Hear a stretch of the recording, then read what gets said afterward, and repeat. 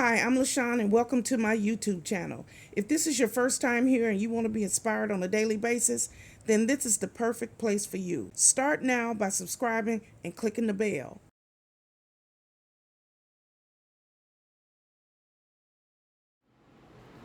Hello. It's me, LaShawn, and welcome back to my YouTube channel. I'm so glad you decided to join me here once again. It's going to be a beautiful day because your day will be how you make it. If you wake up and start off in a positive attitude, that's the way your day is going to be. Okay, so if you're new here, I tell you just a little bit about myself to start off my videos. I am LaShawn. I am the divorced mother of 3 adult children, 2 boys and a girl. Their ages are 22, 24, and 30. So as you can see, I'm an empty nester. I am a YouTuber over the age of 50, and that's all you need to know. Okay? I am also a United States Navy veteran. I am now disabled, and because I'm disabled, I work from home and I do this YouTube thing and I hustle every single day. I'm also a surgical tech. I did that for many, many years. I had a lot of fun doing that. It brought me lots and lots of joy. So now I'm here on YouTube and I try each day to uplift, encourage, and inspire as many people as I can. So if any of that sounds like something you want to hear or sounds like something that you want to tune into, all you have to do is like, share, comment, and subscribe to my YouTube channel. And don't forget to click the bell because that's the only way you're going to be notified when I have new videos, okay? So here's the video for today. Hello, this is Get to Know Me.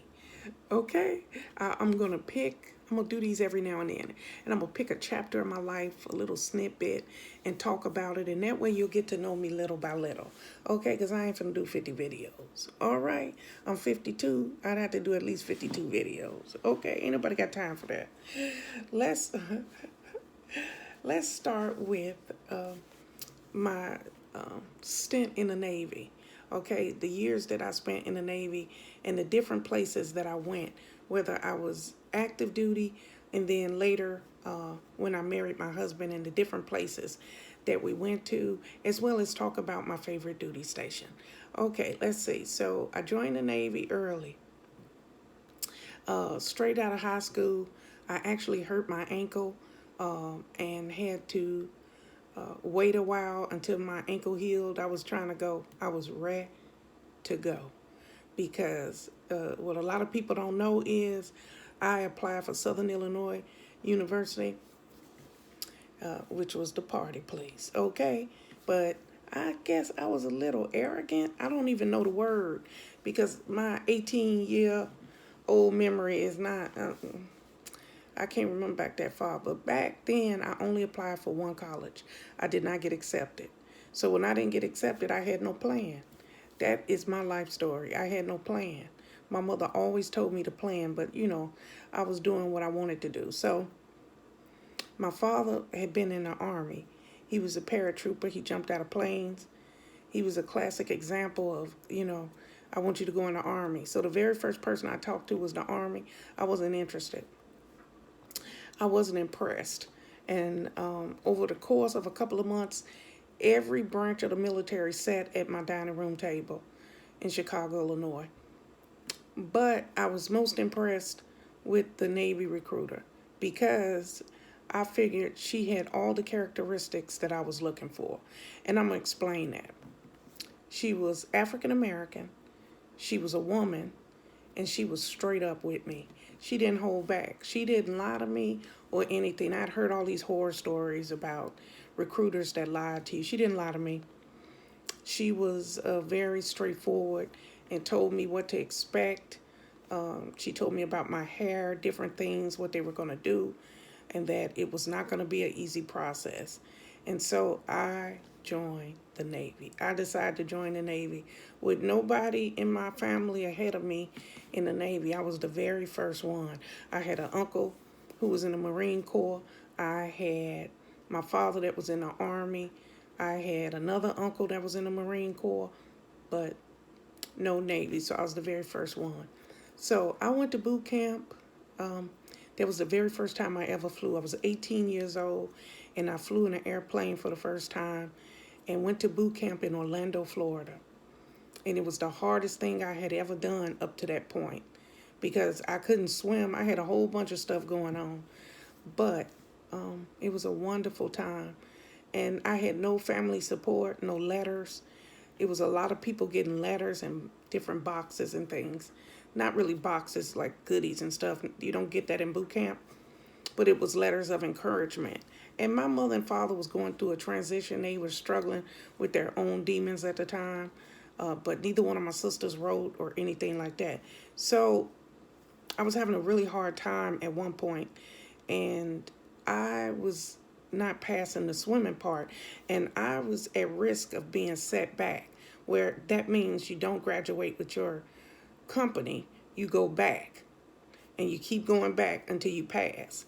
And I didn't want to do that. I had forged relationships and stuff, and I remember I couldn't sleep that night, and I got up and I went in the bathroom and I sat on the toilet.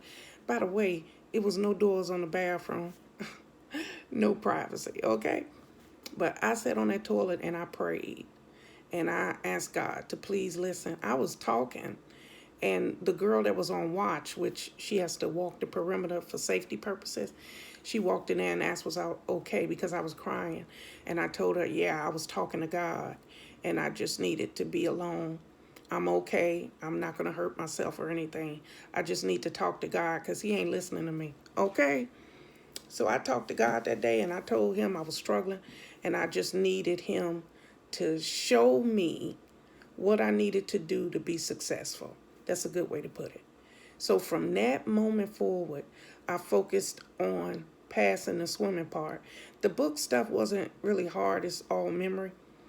And so I did that. And from that day forward, when I was progressing and saw that things were going to get better, they started calling me the preacher, the people in boot camp, because I always had some type of word to say to them, because I told them that I always believed in God. My granny instilled that into my soul.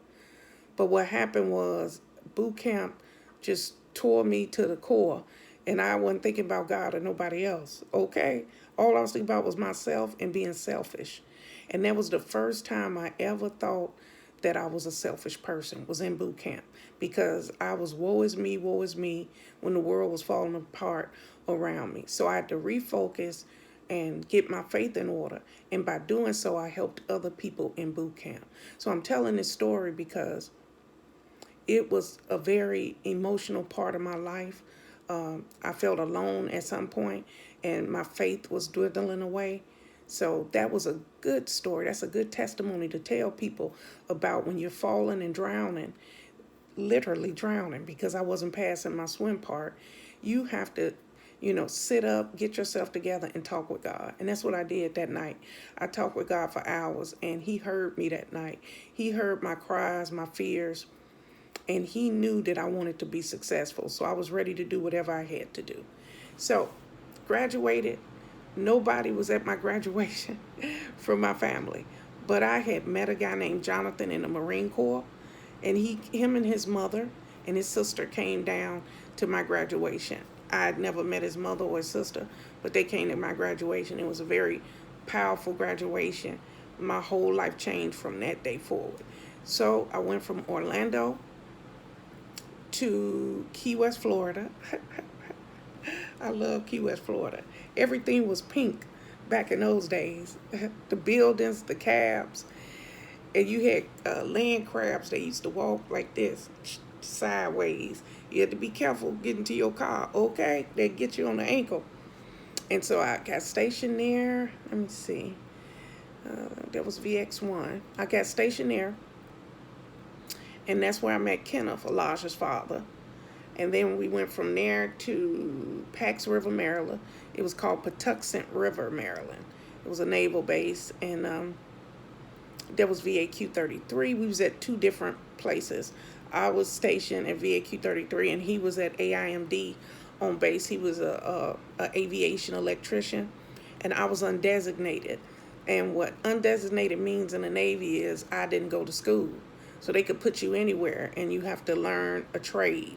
It's kind of like an internship, and that's what I did. And so that was the beginning of my life change and adventure, because Maryland was the place where I got pregnant with my son Elijah. Maryland was the place that I started to travel and see different things. I went to the White House.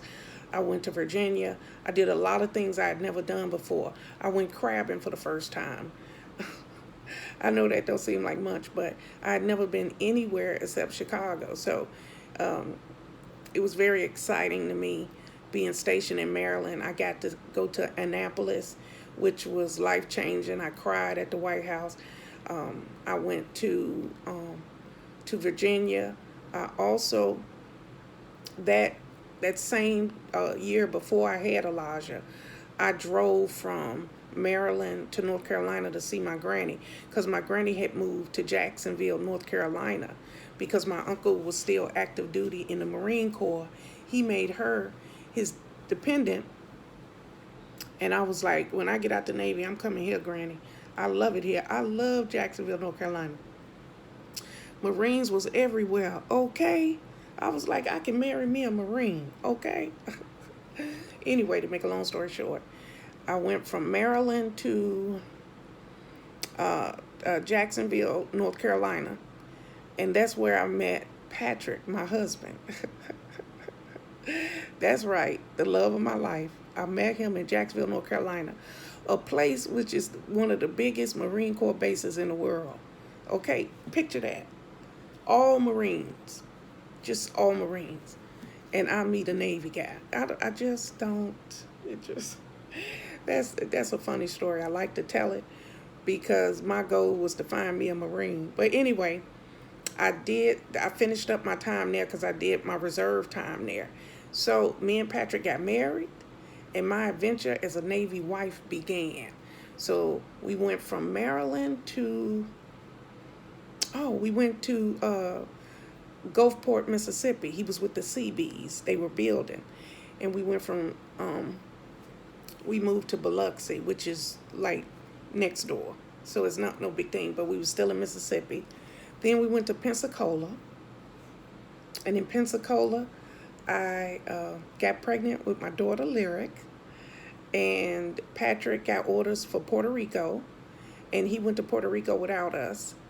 And so I stayed in Pensacola. And I had Elijah, who was 5 at the time, because him and Lyric 5 years apart. And then I had Lyric. And I was alone most of the time. And so Patrick came home.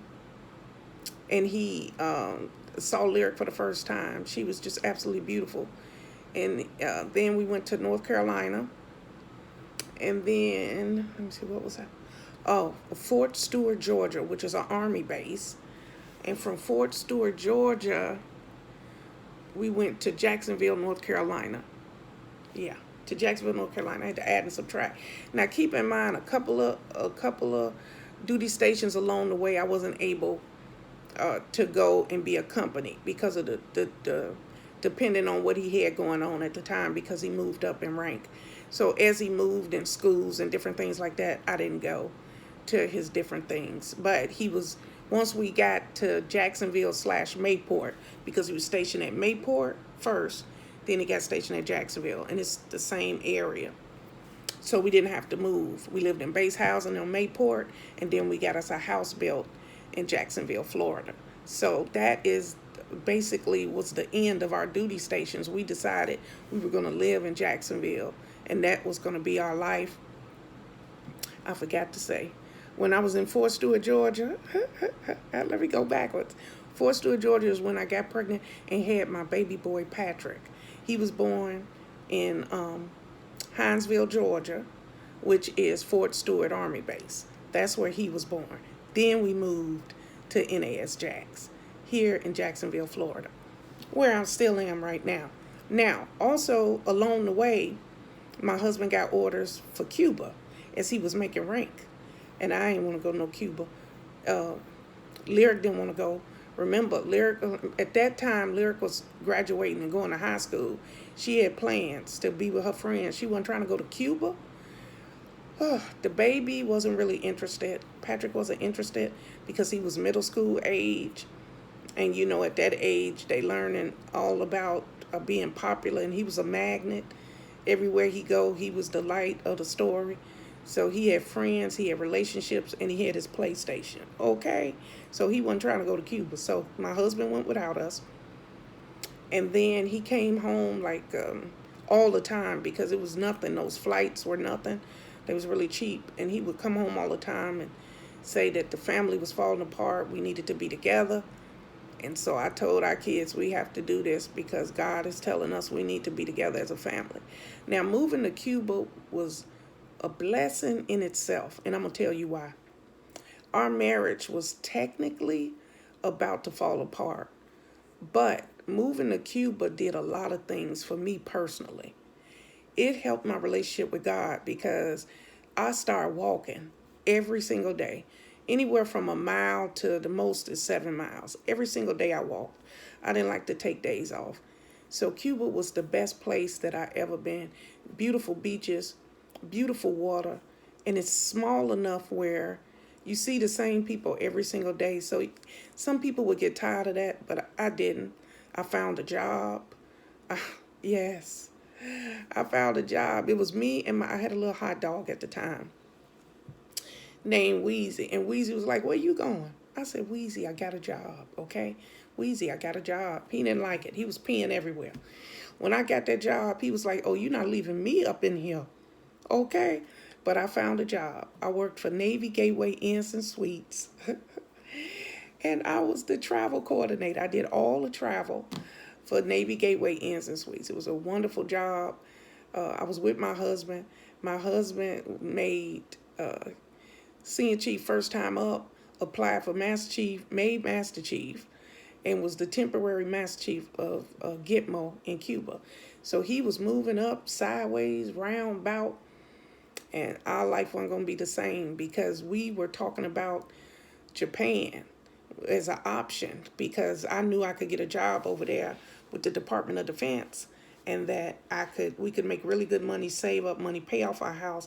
We had plans, and behind the scenes he was working because he wanted to be the command master chief. So our plans weren't aligning. We were trying to do everything we could to save our marriage. And with this story time, I'm going to wrap up this time by telling you that we did a renewal ceremony in Cuba that was absolutely beautiful. It was magical. It was a wonderful display of the love that we had for each other at the time. Like I tell everybody, if you married somebody and cared for them, you don't need to be talking bad about them. It didn't work out, that's fine.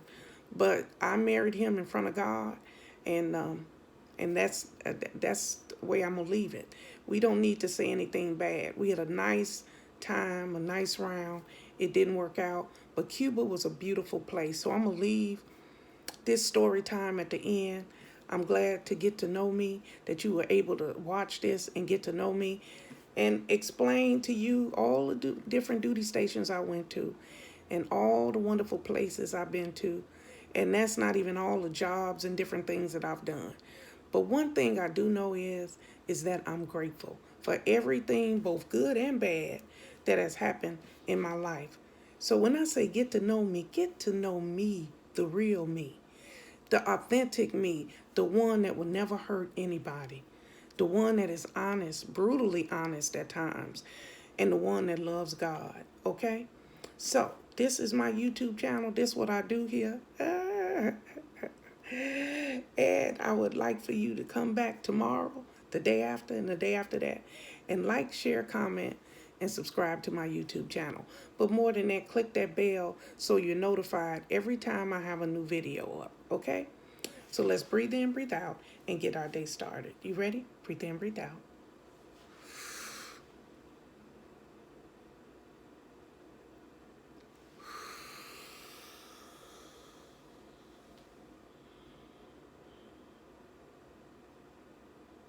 Ooh, we thank you, Father. We are so grateful for this time that we've had together, telling you about some of the stuff that I encountered in my life, letting you, the subscriber, get to know me. LaShawn Campbell, divorced mother of three. But anyway, I've enjoyed this little time. We'll do it again. Okay? So wherever you headed today, be happy, be joyful, and put a smile on your face. And remember that there's always somebody worse off than you. Always. Okay? So be nice, kind, and respectful. And the respect that you give is what you'll get back. Okay? So have a good day. Have a blessed day. And remember, God loves you, and so do I. Okay? Goodbye, everybody. Bye bye.